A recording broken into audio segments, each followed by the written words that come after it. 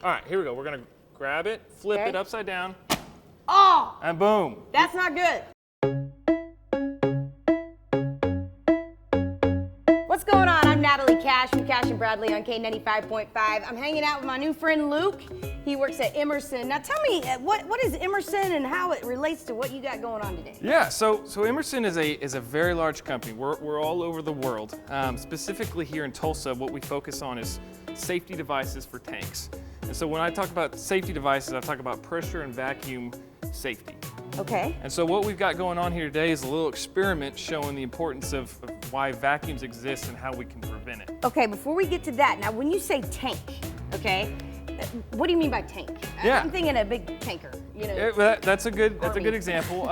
You know, specifically here in Tulsa or in Oklahoma, oil and gas is huge. So there's always a lot of oil and gas tanks everywhere. Outside of oil and gas, all industries deal with pressure and vacuum. So food and beverage and different pressure vessels that exist all have pressure and vacuum requirements that need to be satisfied to protect the tanks. Okay. So we're gonna do a science experiment. We are. I'm excited, Luke. Are you? I'm very excited. I mean, I need some more excitement in your voice. What we're gonna start with is we got some gloves. We'll get our safety first, because this could get a little nasty. Okay, hold on. So yeah, we'll get our gloves on. I'm like a doctor. All right, so now that we're good to go, what we got going on is we've got some empty pop cans right here. And so each pop can has a little bit of water in them.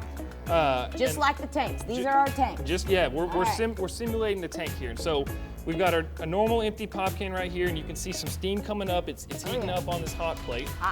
And then in the back, we have one can that has a little tiny hole in it. Okay. And so I can show that a little better if we can. Oops. The tongs broke. Your grandma's tongs broke? Yeah.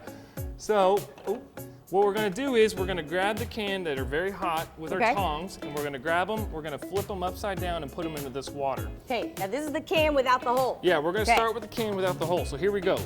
We're gonna grab it. Grab it. Oh, it's okay.